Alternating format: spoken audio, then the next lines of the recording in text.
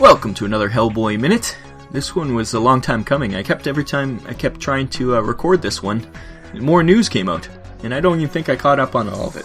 But the Kickstarter is happening tomorrow, so we're all excited here.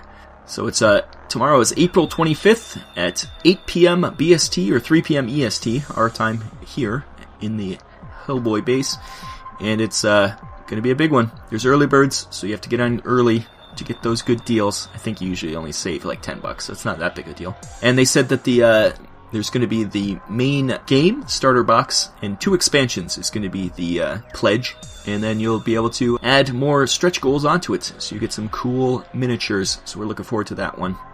See, it's been a minute already, and we haven't even scratched the surface of this Hellboy Minute. It should have been Hellboy Minutes. I regret the naming convention already.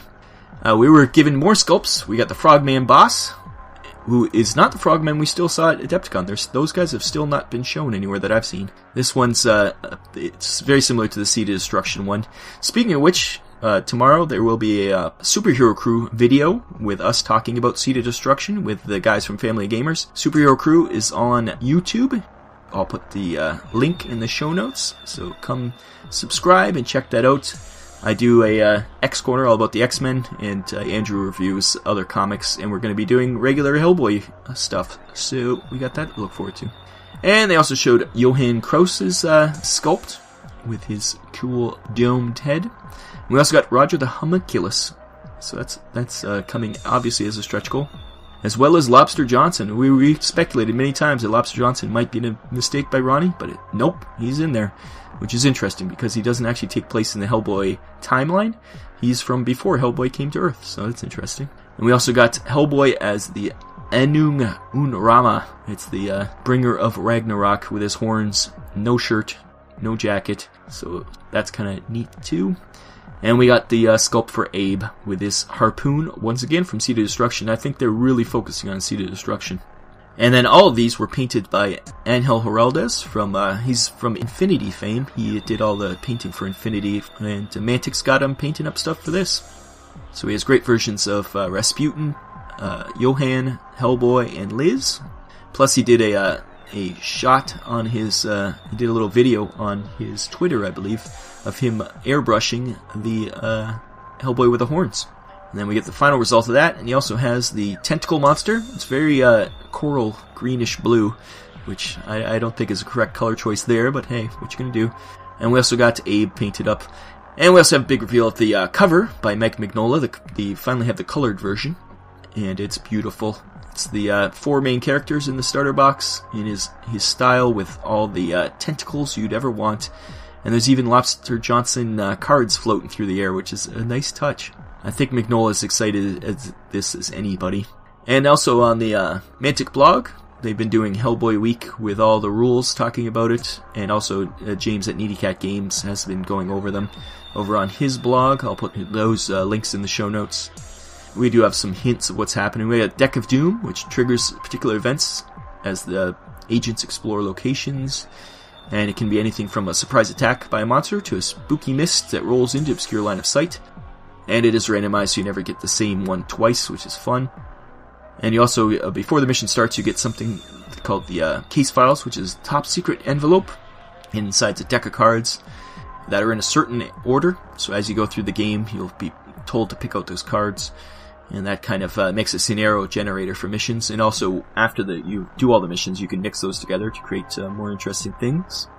And we also have something called the Impending Doom track. It tells you how much danger the agents are in, how close they are to the final fight. And there's also an information gather track, which gives how much evidence they've gathered. And it could give you pieces of equipment or vital information that could expose weaknesses in the boss, and helps you in the end battle. And we get encounter cards, which is like just randomized random encounters. Each time you enter a new room, you flip it over. It could be monsters, it could be other things. It could be clues or a piece of furniture, stuff like that. And we also had cool shots of the agent cards, as you can see here in the video, or on the deadzonegame.podbean.com site. You can see all the pictures there. And we do have the agent card of Hellboy. It shows the skills, which we have Fight, which obviously you're going to attack enemies. Shoot, when you're attacking at range. Defend, which you can kind of block stuff. and Examine, which helps you find clues and points of interest. And the cool thing is the different colors of the icons show you which color of dice you'll be rolling. Then we get special rules, and it could be for Hellboy, he's got Boom, which spend 2 successes on a fight roll to stun a target and move. And you get Flame Retardant, because it can't be set on fire, and other things like that. We have a threat level on him. He's threat level 10, and it's important at the start of the game. Threat determines who gets attacked by the monsters, and also who gets to go first. And then there's unique actions, which you can perform as part of your turn, and it costs different amounts of dice and things. And you also get starting cards, so Hellboy starts with a heavy pistol and Hellboy coat, and also damage squares, kind of similar to Star Saga and Dungeon Saga. And as we said, the dice, there's 4 different types of dice, and it shows how hard or easy something is to do in the game. We got red, yellow, green, or standard dice, and then it can be upgraded or degraded from certain effects. The best die is green, and it can be upgraded to white, if for even more successes on it. And there's also an effect die you roll. Every time you roll a dice, it gets a little spice. Things like Catastrophic Effect, which cancels the test die that scored the most successes. It can also have special enemy effects like Paralyzing Tongue from the frog monsters. And you get 1 or 2 dots, simply add to the overall test score. You get a reroll, which lets you reroll any of the dice you just rolled. You get double die, which lets you double the score of 1 test die. And the BRPD icon, which either adds 2 to the death score, or you can spend to trigger a special rule as defined on your agent's card. So that's a nice, more random stuff. It's great because Hellboy is all about being random and having great fights that you're probably not winning until you do win. And lastly, for this Hellboy Minute, I'd like to show off my painted Hellboy miniature I got at Adepticon.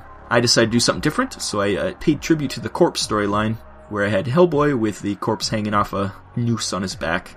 And I have to thank so much Ronnie Renton for relenting to Tyler Schultz. He tried to give it to Tyler first, but Tyler said, no, Rob would want this more, so he sent it to me. Tyler is the man. If you aren't already subscribed to Dreadpath Zone on YouTube, go now. Do that.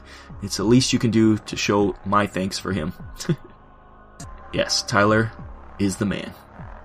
And that about does it. This is an extra long Hellboy Minute, but I think it's important. Go back that Kickstarter tomorrow and enjoy. We'll see you next time. I'm sure we'll go over all the stuff on the Kickstarter. Bye-bye.